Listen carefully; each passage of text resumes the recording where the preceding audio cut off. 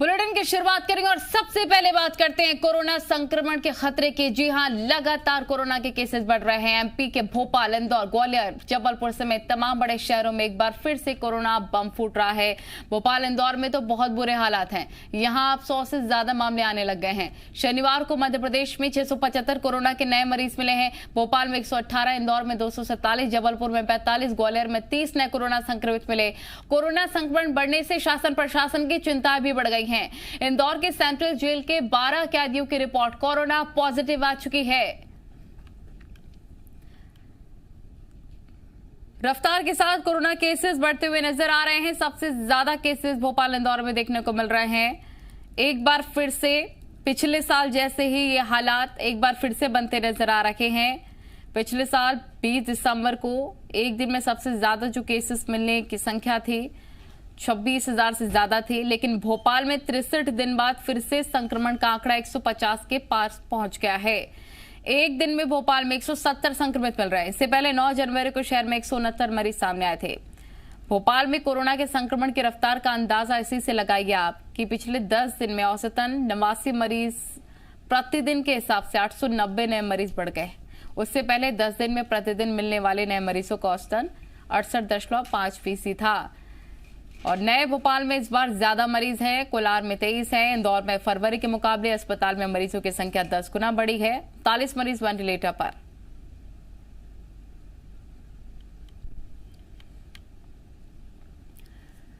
भोपाल, रायपुर, जबलपुर, ग्वालियर से हमारे साथ रिपोर्टर जुड़ेंगे तमाम जानकारी के साथ। सबसे पहले भोपाल का रुख कर लेते हैं। भोपाल में हमारे साथ रिपोर्टर जुड़े हुए हैं। आपसे जानना चाहेंगे कि निश्चित तौर पर पिछले साल जैसे ही हालात अभी भी नजर आ रहे हैं। एक बार फिर से कोरोना का ग्राफ बढ़ता हुआ नजर आ रहा है। निश्चित तौर पर सख्ती भी जरूरी है और इसका पालन भी कोरोना गाइडलाइन का उतना ही जरूरी है, क्योंकि लापरवाही की वजह से कहीं ना कहीं केसेस बढ़ रहे हैं। देखिए, लापरवाही है और लापरवाही की वजह से ही लगातार केसेस बढ़ते जा रहे हैं। 69 दिन के बाद अब ये कहा जाए कि आंकड़े जिस तरीके से बढ़े हैं और या पूरे देश भर में जिस तरीके से आंकड़े बढ़े हैं, ये एक परेशानी का सबब यहाँ पर सीधे तौर पे स्वास्थ्य मंत्रालय के लिए भी है और सरकार के लिए भी है। यहाँ यदि हम भोपाल की बात करें, भोपाल में लापरवाही देखने को मिल रही है। लोग मास्क नहीं लगा रहे हैं, ना ही किसी तरीके का सोशल डिस्टेंसिंग को फॉलो किया जा रहा है। बाजारों में वैसी ही भीड़ देखने को मिल रही है। पुराना यदि हम भोपाल की तरफ चले जाएं तो वैसे ही भीड़ वहां पर देखने को मिल रही है, या कई एक जगहों पर भी साफ सीधे तौर पे भीड़ दिखाई दे रही है। हालांकि सरकार की तरफ से कई गाइडलाइंस दिए गए। सरकार की तरफ से कहा गया कि 50% ही तक जो भी यदि बड़ा आयोजन कहीं पे हो रहा है, बड़े आयोजनों को तो मना किया गया है। साथ में 50% तक क्षमता काम करने के लिए जहाँ पे भीड़ हो वहाँ पे 50% तक ही क्षमता वहाँ पे रखी जाए। उसके अलावा दुकानों के लिए भी जो गाइडलाइन जारी की गई है। लेकिन सबसे बड़ी चीज़ है कि जो आम जनता है, आम जनता कहीं सीधे तौर पे बेपरवाह हुई है, लापरवाह हुई है। और लापरवाही का आलम यह है कि मैं आपको दिखाना चाहूँगा मैं कि पीछे मैं कैमरामैन से कहूँगा कि ये देखिए, जैसे ये साइकिल से ही आ रहे हैं भाई साहब, इन्होंने कहीं भी किसी भी तरीके से मास्क नहीं लगाया है। इसके पीछे भी मैं और भी साइकिल से लोग आ रहे हैं, उनको भी दिखाऊँगा मैं कि ये सारे के सारे आ रहे हैं, लेकिन किसी भी तरीके से इन लोगों ने मास्क लगाया नहीं है। बिना मास्क का ही ये सभी के सभी चल रहे हैं। ये लापरवाही है। लापरवाही सीधे तौर पे आपने मास्क लगा लिया, लेकिन अपने कान पर मास्क आपने लगा लिया, आपने मास्क आपने सीधे मुंह पे नहीं लगाया, जिससे कि नाक और आपका मुंह जो है कहीं सीधे तौर पे रुके उसमें। तो ये लापरवाही का आलम बढ़ा है। यहाँ पे जनता निकलती है, सुबह के समय में निकलती है, यदि मॉर्निंग वॉक के लिए भी, तो आप जब आप निकलते हैं आप तो आप उस समय मास्क लगाएंगे। आप अपने आप को तो संक्रमित करेंगे ही करेंगे, दूसरे को भी संक्रमण बढ़ाएंगे। और यही कारण है कि संक्रमण का रेट बढ़ा है। संक्रमण लगातार बढ़ता जा रहा है। जनता बेपरवाह होती जा रही है, लापरवाह होती जा रही है। सरकार की तरफ से कई गाइडलाइंस देने के बाद भी और सख्ती करने के बाद रोको टोको अभियान भी चलाया जा रहा है सरकार के द्वारा। लेकिन इसके बावजूद भी यदि सीधे तौर पे कहा जाए कि जनता बेपरवाह हुई है, जनता जो सोशल डिस्टेंसिंग के नॉर्म्स हैं, सैनिटाइजेशन है, ये सभी चीज़ें कहीं धीरे धीरे भूलती जा रही है। मास्क जो सबसे अनिवार्य चीज़ होता है, मास्क को कहीं ना कहीं लोग भूलते जा रहे हैं। और यही कारण है कि संक्रमण का दर लगातार भोपाल में बढ़ता जा रहा है। 100 के आंकड़ा को लगातार पार करते जा रहे हैं। कल 118 का जो आंकड़ा आया था, ये चिंता का विषय यहाँ पे है। मुख्यमंत्री खुद शिवराज सिंह चौहान बैठकें किया उन्होंने, उस बैठक में सीधे तौर पे यहाँ अधिकारियों के साथ में और कोरोना के जो गाइडलाइंस हैं उन गाइडलाइंस को फॉलो करने के लिए उन्होंने हिदायतें दी थी। लेकिन मैंने जैसे आपको विजुअल्स दिखाया था, मैं और यदि मैं विजुअल लगातार, क्योंकि मैं यहाँ पे रोड की तरफ खड़ा हूँ, मैं तो लगातार लोगों को देख रहा हूँ कि बिना मास्क के, बिना मास्क का ही अपने चले जा रहे हैं। किसी भी तरीके से कोई उन लोग की तरफ से किसी भी तरीके का कोई रोक या जो सरकार की तरफ से गाइडलाइंस है वो गाइडलाइंस को किसी तरीके से फॉलो नहीं किया जा रहा है। तो ये जनता है, जनता सीधे तौर पे लापरवाह है। देखना ये होगा कि अब सरकार, और यही वजह कि कोरोना के केसेस भी बढ़ रहे हैं। ग्वालियर का रुख कर लेते हैं। वैभव हमारे रिपोर्टर वहां से जुड़े हुए हैं। वैभव, आपसे जानना चाहेंगे अभी क्या ग्वालियर में हालात है, साथ ही ये भी बताइए क्योंकि प्रशासन ने भी साफ तौर पर कह दिया है कि अब वसूली होगी अगर आप मास्क नहीं लगाएंगे, अगर आप लापरवाही बरतेंगे तो।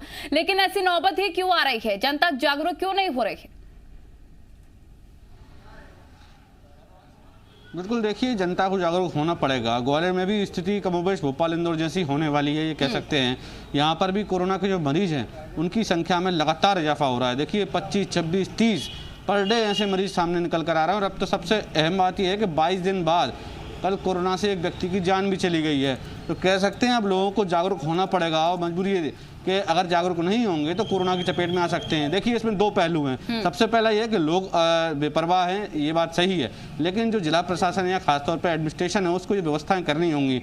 जहाँ तक लोगों की सोशल डिस्टेंसिंग या गैदरिंग की बात है, देखिए इस समय नगरीय निकाय चुनाव का माहौल है, ऐसे में तमाम राजनीतिक कार्यक्रम हो रहे हैं। हाल ही में हम देखें तो ग्वालियर में भी बीजेपी के जब प्रदेश अध्यक्ष आए थे तो तमाम बैठ के यहाँ पर की उन्होंने, सैकड़ों कार्यकर्ता उनके कार्यक्रम में जुटते हैं। तो ऐसे में सवाल यही खड़े होते हैं कि आखिर नेताओं को परमिशन कैसे दी जाती है। और जनता अगर कोई भी आम आदमी अगर शादी ब्याह या कोई अन्य फंक्शन करना चाहता है तो उसके लिए तमाम नॉर्म्स तैयार हो जाते हैं। तो लोग भी यही सवाल करते हैं कि आखिर हमारे लिए नियम है, नेताओं के लिए नियम क्यों नहीं है।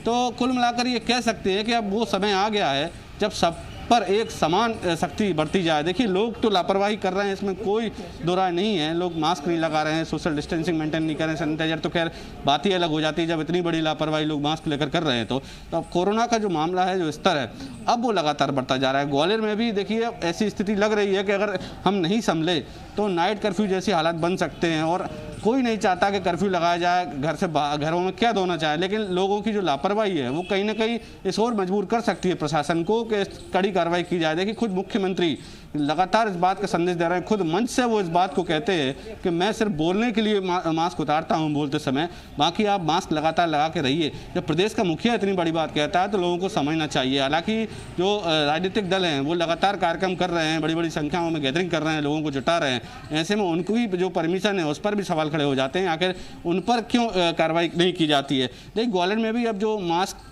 नहीं लगा रहे हैं उन लोगों पर अब फाइन की कार्रवाई शुरू हो गई है। करीब 100 से 150 से ज़्यादा लोगों पर कल ही मास्क को लेकर कार्रवाई की गई है, लेकिन केवल कार्रवाई करना एकमात्र मकसद नहीं हो सकता। लोग जिस तरह से लापरवाह बन रहे हैं, सख्ती भी बहुत ज्यादा जरूरी है। बहुत शुक्रिया आपका तमाम जानकारी के लिए। आपके पास आना चाहेंगे करण, हमारे साथ जुड़े हुए हैं जबलपुर से। जबलपुर में करण, जानकारी ये मिल रही है कि जितने ज्यादा केसेस बढ़ने लग गए हैं, सैंपलिंग उतनी हो नहीं पा रही है, किस तरह की व्यवस्था है अस्पतालों में? देखिए बिल्कुल ये सवाल जो है बेहद लाजमी है, क्योंकि एक वक्त जो था वो मध्य प्रदेश में सबसे पहले अगर कोरोना की दस्तक हुई थी तो वह शहर था जबलपुर। ऐसे में जब तेजी से जिला प्रशासन ने अपने स्तर पर बहुत महत्वपूर्ण कदम उठाए थे और धीरे धीरे स्थिति ये आई थी कि लगभग ये स्थिति बन गई थी कि अब जबलपुर शहर जो है वो कोरोना से मुक्त हो सकता है। लेकिन इसके पीछे जो स्थिति नजर आई है कि जो संक्रमण मुक्त होने वाली स्थिति से हम पूरी तरह से विपरीत होते जा रहे हैं।